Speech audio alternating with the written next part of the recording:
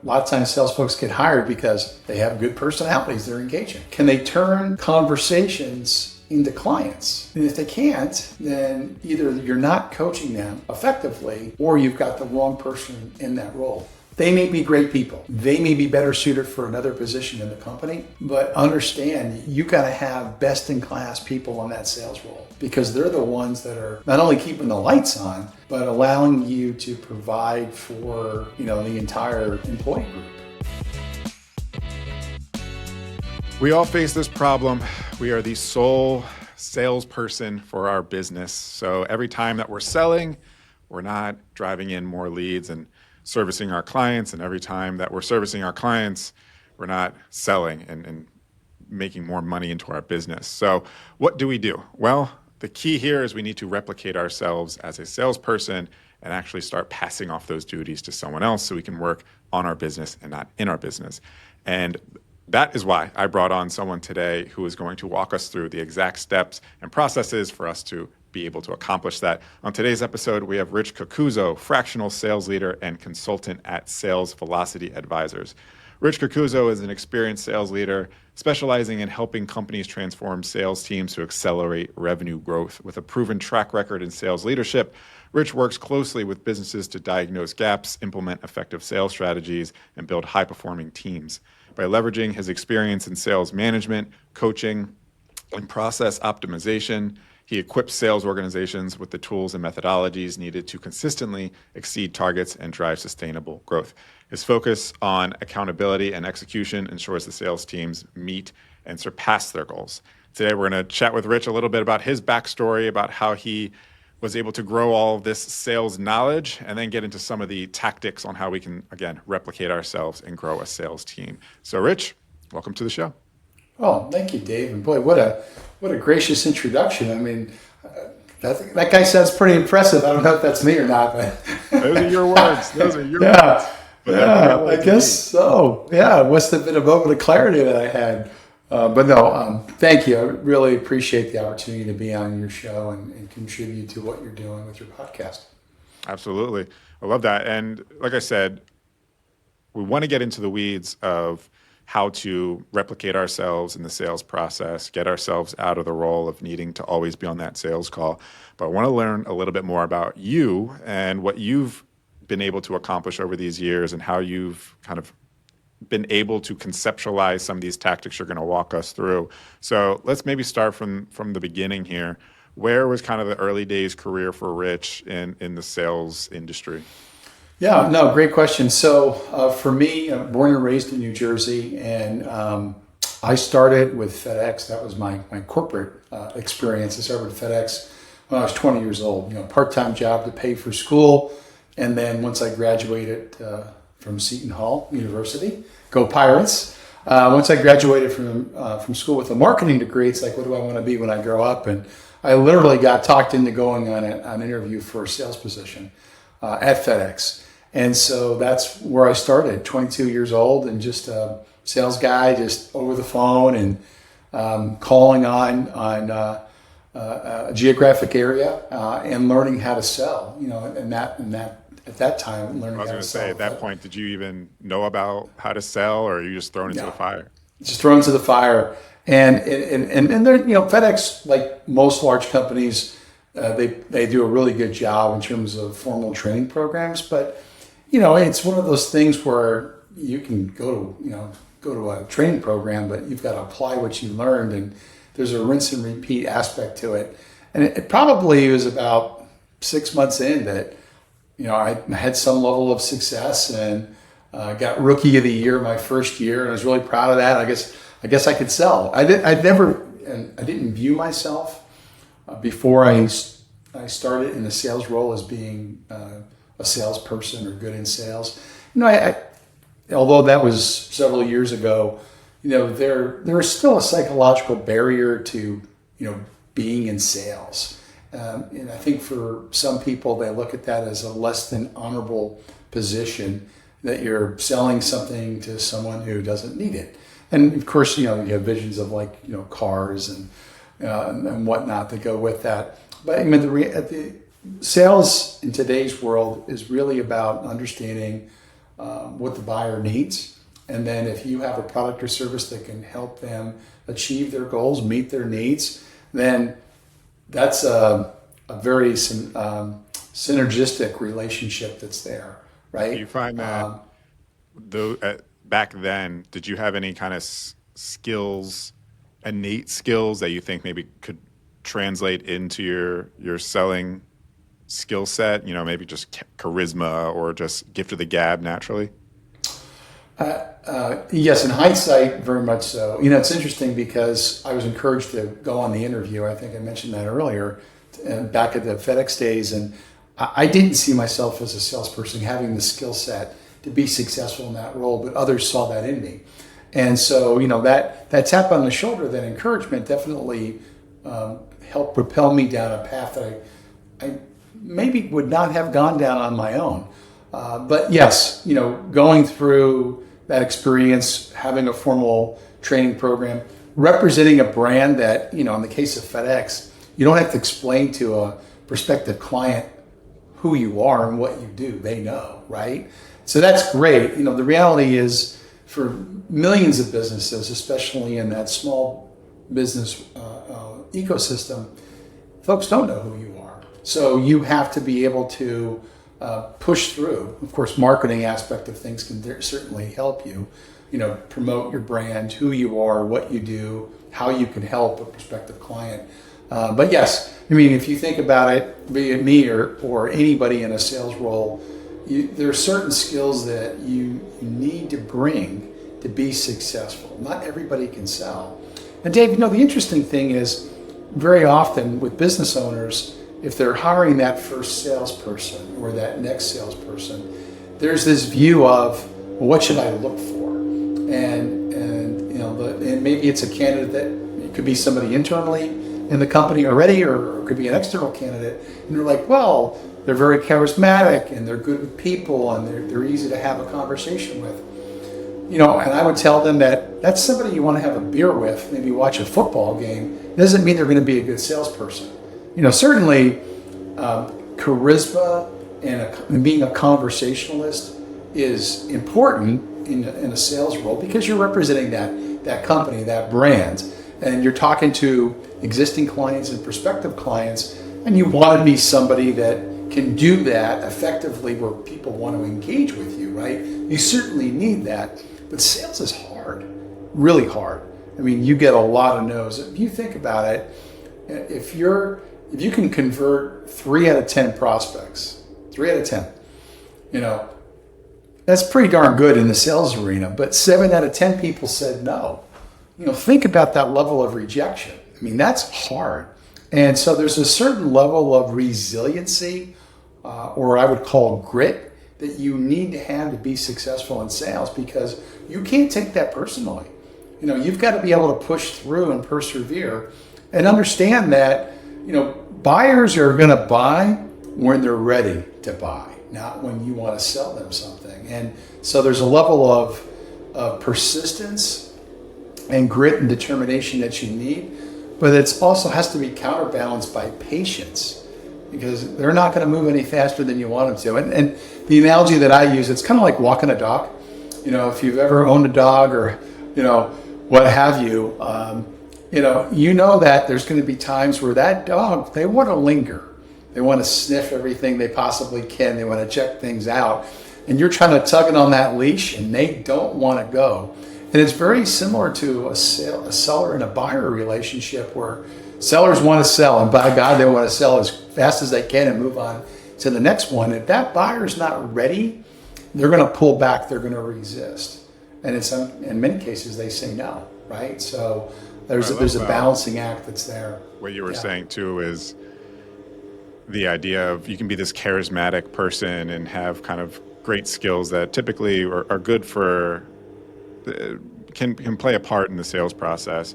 But as our listeners who are coaches, consultants, agency owners, people who are going to like also fulfill the service on the other side, that charisma and, you know, a people person, those skill sets are good for the fulfillment side of things, but it's like a different skill set you need to have on the sales side of things, it sounds like there's a kind of a different personality traits and skill sets. You need to be a little bit more hard-headed and have a little bit more grit.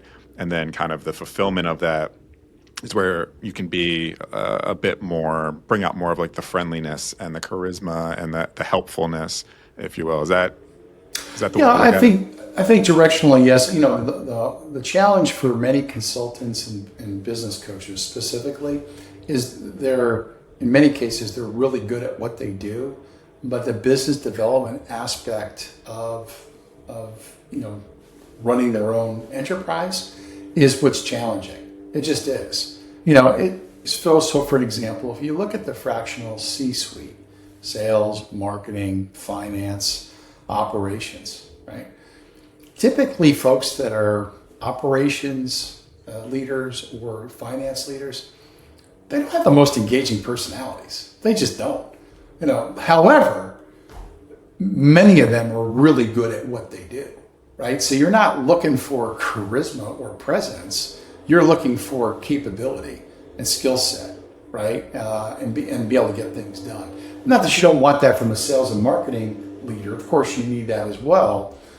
It's just harder in some of these other disciplines because it's just that's not who you are. You're really good at what you do, but that engagement, that persona, is a little bit different, and so you got to push through to that. And that's where a lot of folks really struggle. In that, hey, I want to be a consultant. I want to be a fractional leader, and I've got to build a book of business. And how do I do that? Now, having other people like me that can refer you into a prospective client because I know you're great at what you do, that goes a long way, right? It certainly does. And I think many people in my field, consultants, fractional leaders, business coaches, lean into that. They lean into that network of other service providers that can connect them with clients that need their services. Warm introduction, Dave, makes all the difference in the world versus if I'm talking to somebody who, let's say it's through LinkedIn, right? Some type of cold outreach and we're having a conversation for the first time. They don't know me other than my content, videos on YouTube or on LinkedIn or a blog post or a podcast. They may like what they're hearing, but there's no validation through a trusted third party that I'm good to work with and I'm very capable at what I do. So, having that warm introduction, certainly as you're scaling your business as a consultant, as a business coach, as a fractional leader, makes a huge difference. Hey, Blueprint fam, if you're enjoying today's episode and finding my guest insights valuable, then you'll definitely want to subscribe to the Personal Brand Blueprint podcast as we drop weekly guest interview episodes just like this one. And on that note, you obviously also see firsthand how powerful being an effective guest, like the one you're watching on this episode right now, can be at attracting qualified, interested leads directly into your sales funnel. But I know what you're thinking. You want to get into guest podcasting, but starting feels confusing and overwhelming. What equipment do you need? And how do you look and sound great? And how do you turn listeners into leads? I know this because so many of my guests had these exact problems in the past. And that is why I created the Podcast Guest Mastery Blueprint. It's a simple but powerful breakdown on everything you need to look, sound, and convert great as a podcast guest. Everything from how to set up your recording area to what equipment you need to look and sound great on camera and what to say on podcasts to stand out, be memorable, and earn the audience's trust. And then that one key strategy to turn listeners into leads. I'm telling you, this isn't just another checklist. This is a step-by-step blueprint to make sure you look, sound, and present your best on podcasts so you can convert that attention into leads and ultimately new business. I honestly was thinking about selling this for like $97, but I'd rather give access to this guide to my Personal Brand Blueprint podcast audience for free. So if you are ready to become a sought-after podcast guest and use it to generate leads and build your personal brand, and grab your copy of Podcast Guest Mastery Blueprint at davepoly.com/podcastblueprint. You can find the link to that in the show notes below. Again, that's davepoly.com/podcastblueprint, and start turning podcast interviews into business. Again, it's completely free for being a loyal listener, so definitely check it out. Cool? All right, let's get back to the conversation. Let's get back to then. All right, so we're at FedEx, rookie of the year, sales rookie of the year here. What at that point have you kind of gotten the sales bug now that you see that you can do it? Well, there's many times in my corporate life that I think it's the Peter principle, something along the lines of you don't realize that there's a ceiling. You just keep they keep promoting you, right? You're demonstrating some level of confidence and ability. You just keep getting promoted. So yes, after about 6 months, really successful in sales, rookie of the year, and they're just kind of pathed up as an individual contributor, as a sales executive for the next few years. So the first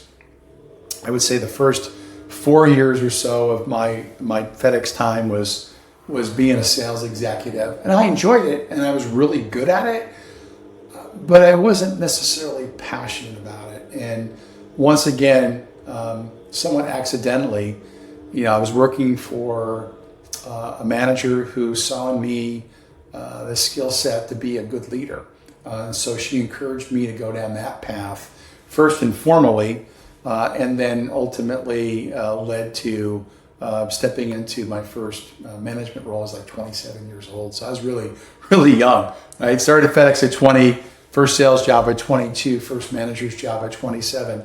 But I really have a passion for building and leading sales teams. And that's what I spent most of my time doing at FedEx at multiple levels, right? The teams kept getting bigger as the years went on, and some different moves and some different customer segments I was responsible for. But so for me, while I have a foundation in sales and have experience as a sales rep, most of my years and really most of my core competencies, what I'm best at, is building and leading teams, which translates so well into the consultant world. So, when that corporate career came to an end, and I'm like, okay, what do I want to do next? It wasn't a straight line going from corporate to consultant. It was a meandering journey, right, of like what happens next. And there's some golf, and there's some travel, but there also was a lot of soul searching and reflection. What is my skill set? What do I have that I can bring to a company or to starting my own business? And I had encouragement along the way. As I did on the corporate side of FedEx, I had people encouraging me after FedEx in terms of, why don't you go do your own thing? Be an executive coach or be a consultant. Take your experience and your expertise and go help businesses. And so the idea of starting my own company 7 years ago this month, and bringing that experience and expertise to small to mid-sized businesses was a journey. It was absolutely a journey, and I certainly can relate to small business owners that are the chief salesperson, because that's what I do for my company, right? I'm the guy that goes out and does biz dev. I'm also the person that fulfills what I sell. And so you have a finite bandwidth there.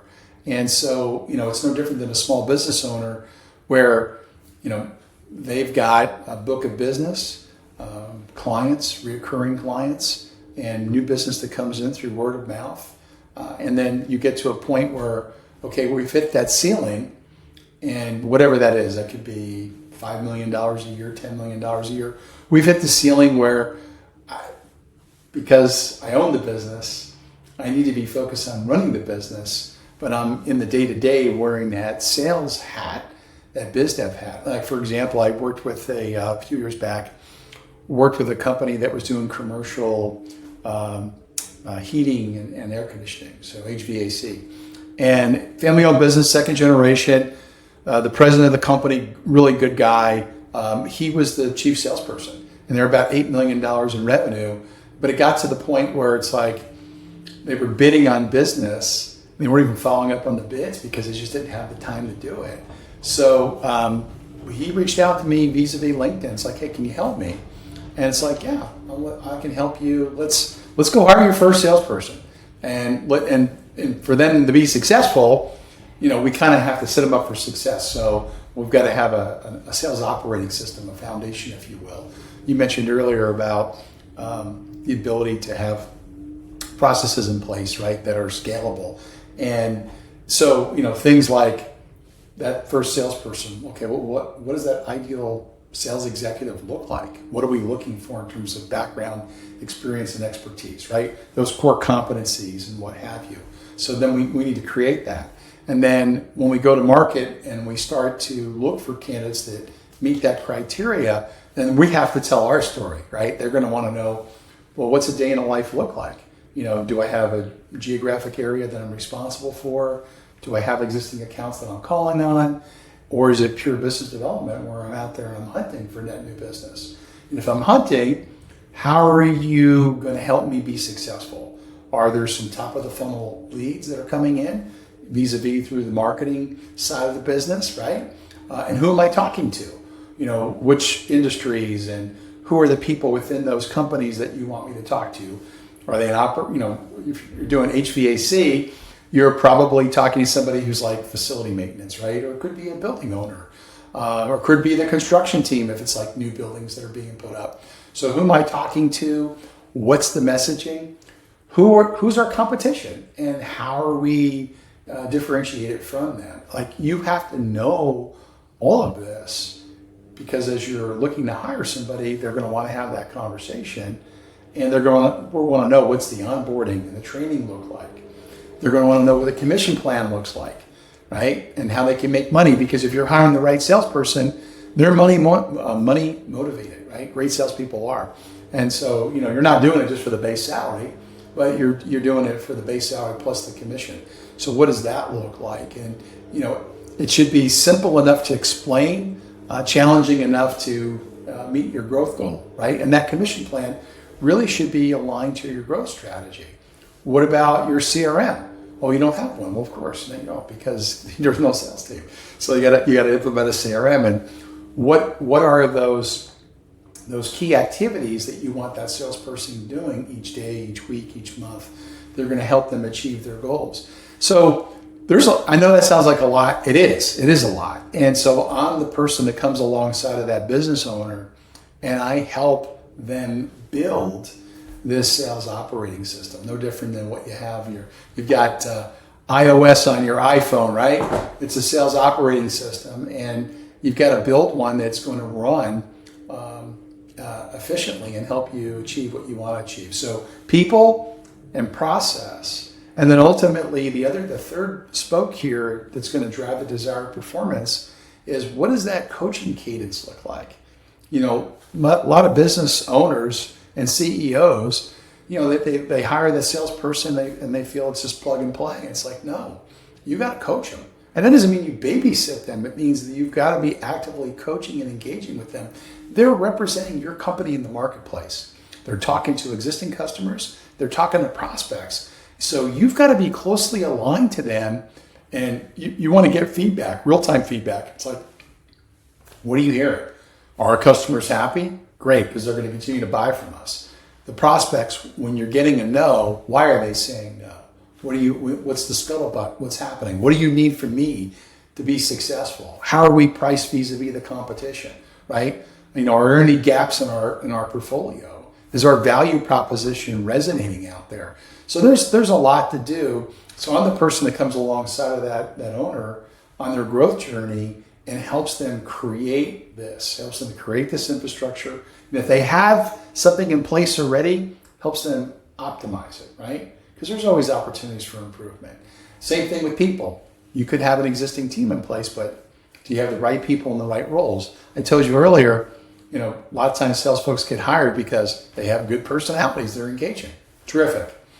But can they turn conversations into clients? And if they can't, then either you're not coaching them effectively or you've got the wrong person in that role. They may be great people.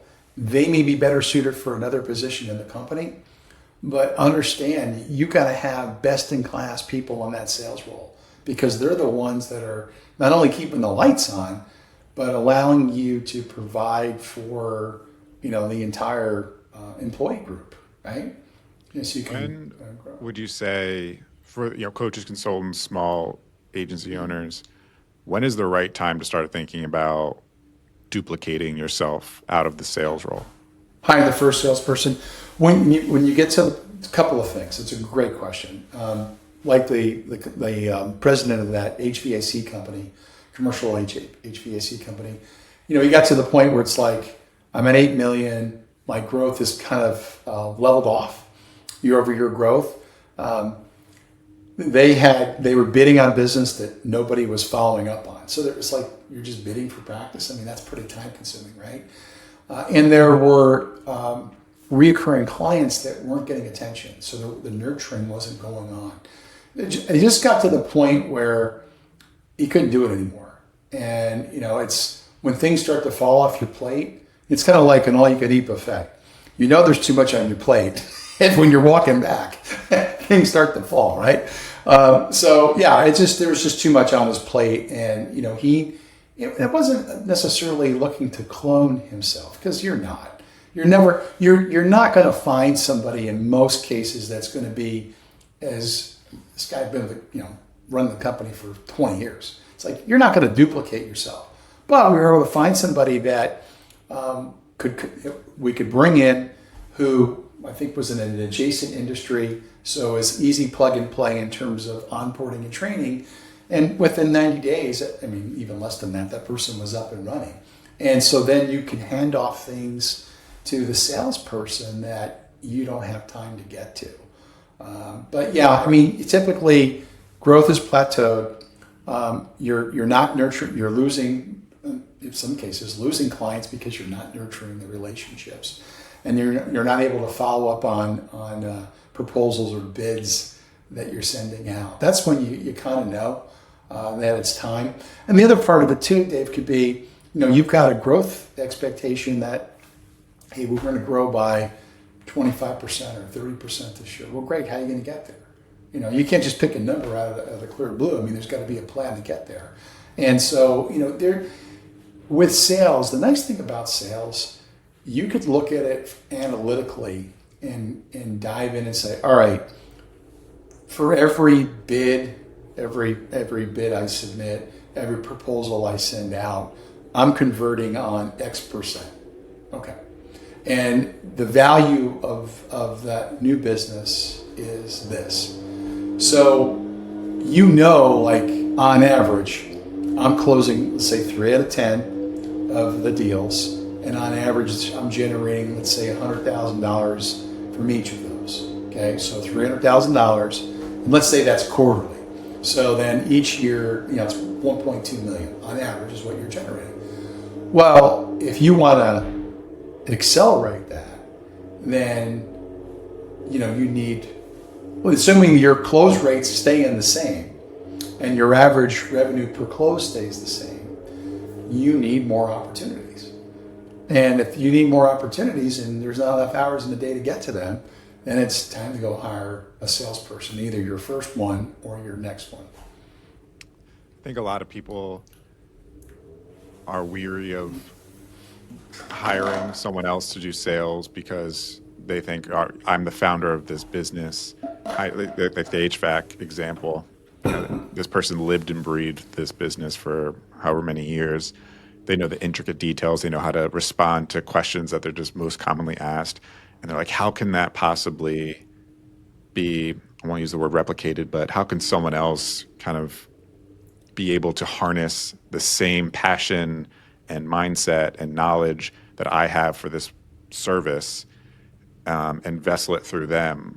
One, what do you say to those people? And two, is that the objective? And then three, if so, what is that? How can we best ensure that we are doing our best to kind of give everything we have and harness that through the hire that we make? Yeah, that's a really good question. To me, it's probably one of the biggest growth inhibitors. So, if you've got a growth goal expectation, and then you have the reality of what's on the ground, what you're doing, and so, if if you can't hit your growth targets, and you're operating in this type of environment where you're hesitant to hire your first salesperson, it's like, how are you going to hit your growth goals?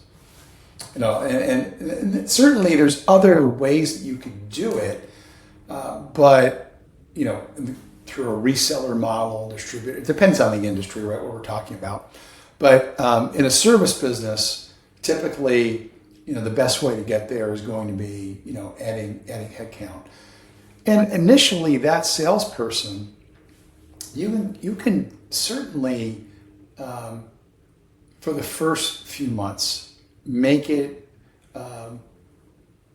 from an exposure standpoint. You can limit your exposure.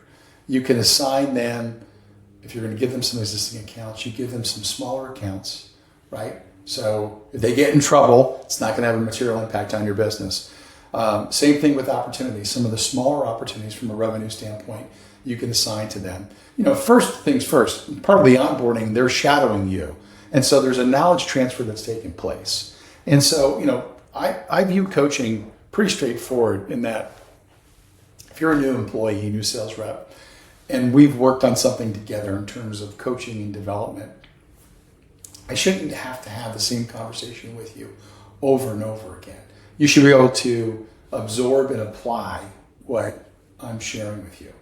And so there's an observational aspect where I'm seeing that I tell you this is how you should do it, and then I observe you doing it, and then that continues, right? So you just continue to build on that. So there's this reinforcement loop that takes place where I'm coaching you on certain competencies, and over that first 30, 60, 90 days, I'm able to build those competencies with you because you're absorbing and applying what I'm telling you, and you're doing that successfully.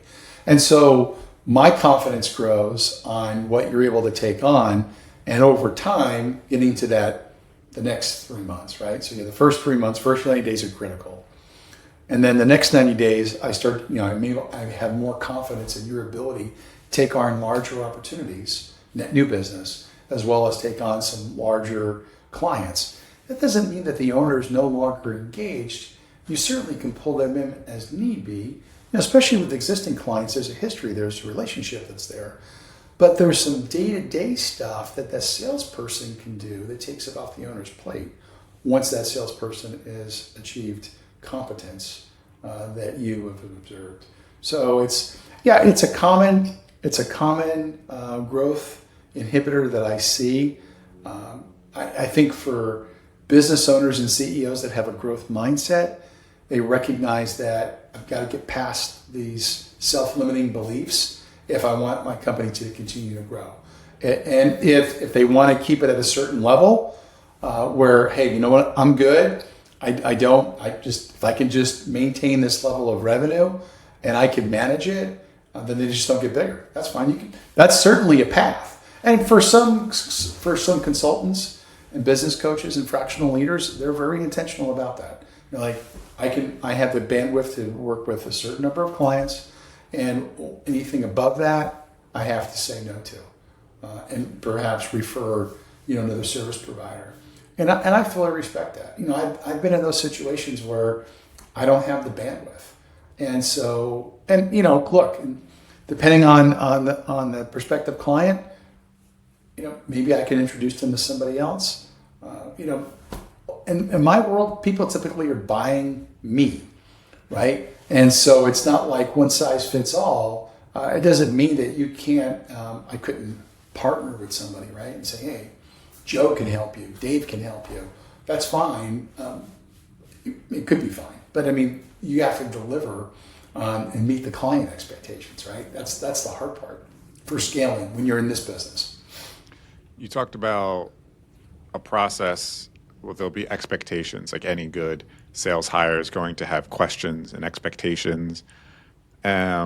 for the role itself. What should we have prepared?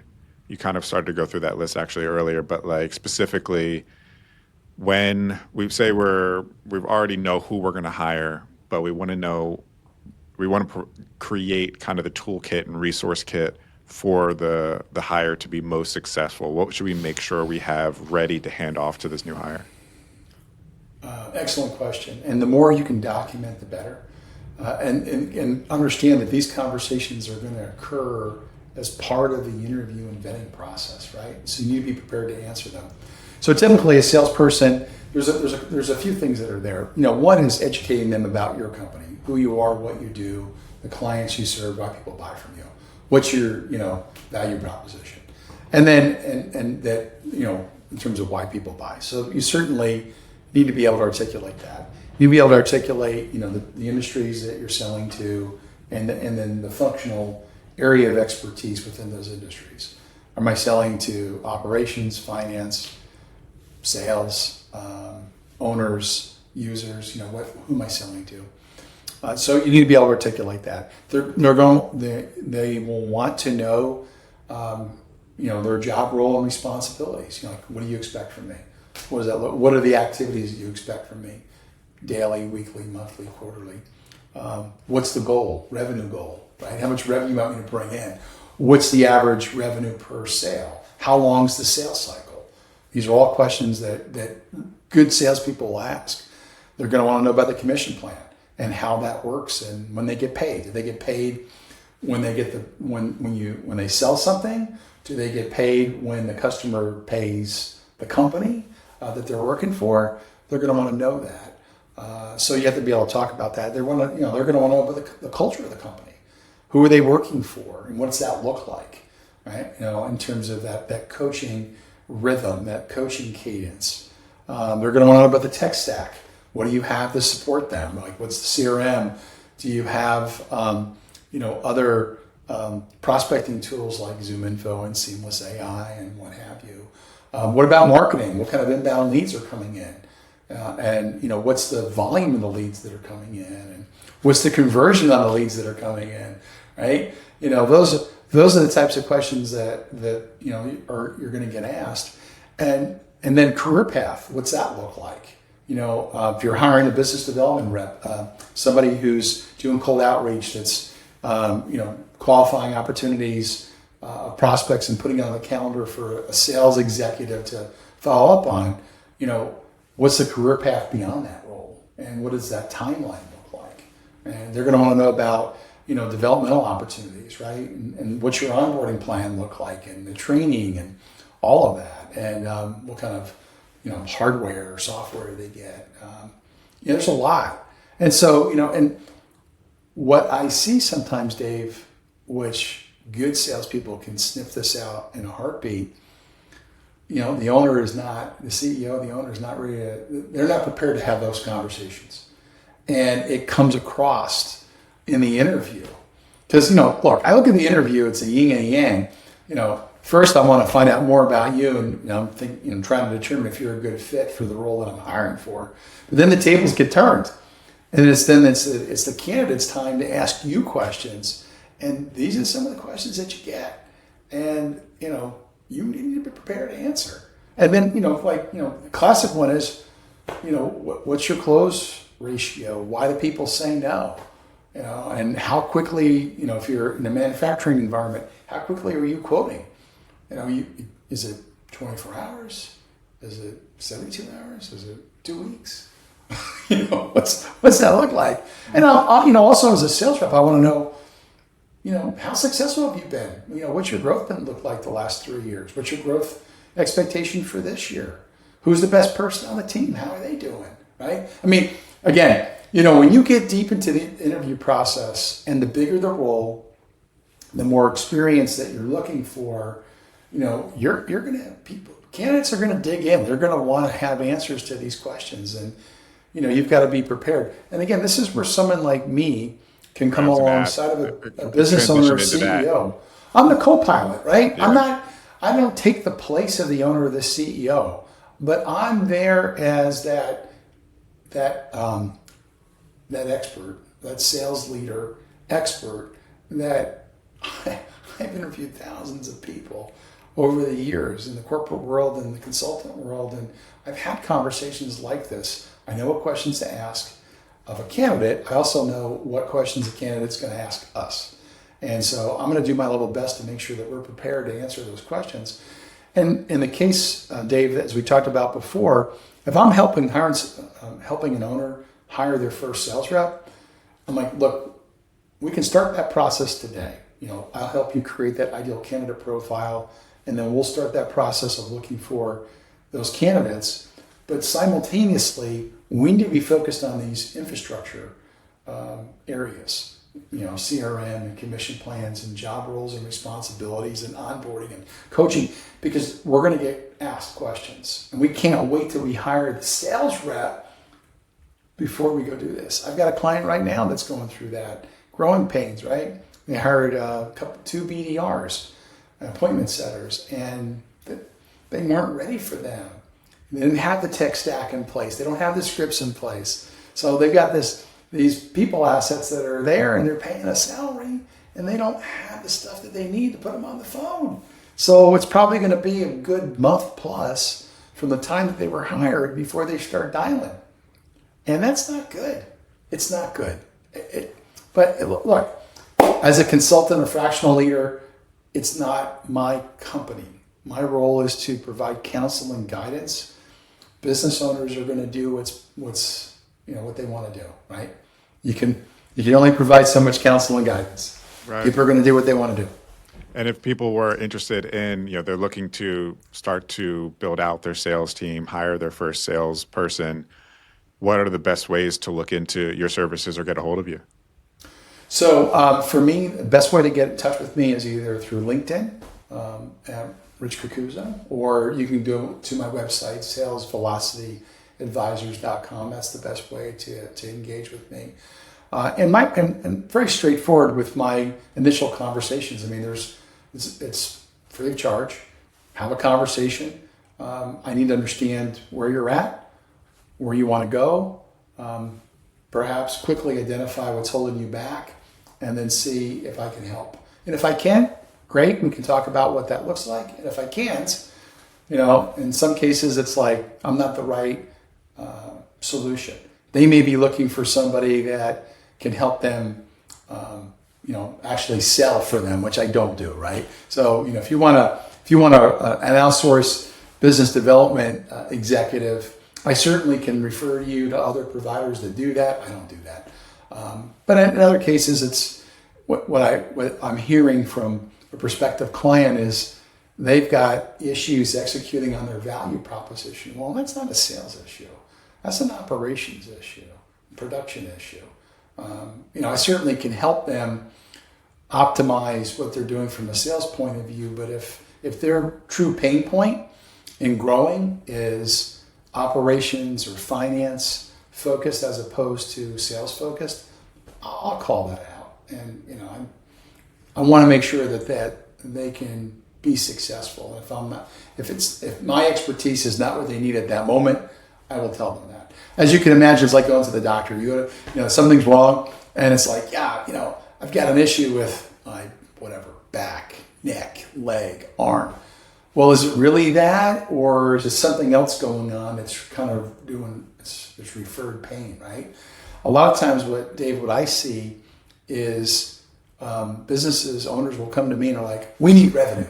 I'm like, "Okay, let's take a step back. What's going on?" And I very often in those situations, what I find out is, well, you're telling me that this is your value proposition and this is the ideal client you're trying to attract. When I go to your website, I'm not seeing that. I mean, it seems to me like you sell everything to everyone, and if that's not who you are or who you want to be, you need to fix that. I'm not a web design guy. I'm not the person that can help you, reimagine what your messaging should be. I have partners that I work with that can help you in that area, some of which I think you've talked to on your podcast, right? But that's not me. But, for sales, it's like, we need revenue now. I'm like, okay, I can help you hire salespeople and or improve your sales infrastructure. But you have to have something compelling for them to sell. And if that's not right, then you're always going to struggle, regardless of who you hire or regardless of how great your sales infrastructure is. You've got to have a compelling value proposition that's differentiated from your competition that people want to buy. If you don't, I can't help you. Yeah. Rich, this has been great. Any final words that you want to make sure the audience, you want to double down on a concept we spoke about today and just make sure they know to walk away with? Yes. Again, Dave, thank you for having me on. This has been great having this conversation, and I love talking about this stuff. What I put out there to your audience is it certainly is worth the investment when if you're not growing in alignment with your expectations, right? You've got growth goals that are out there that either you're not hitting or you're not confident that you're going to be able to achieve.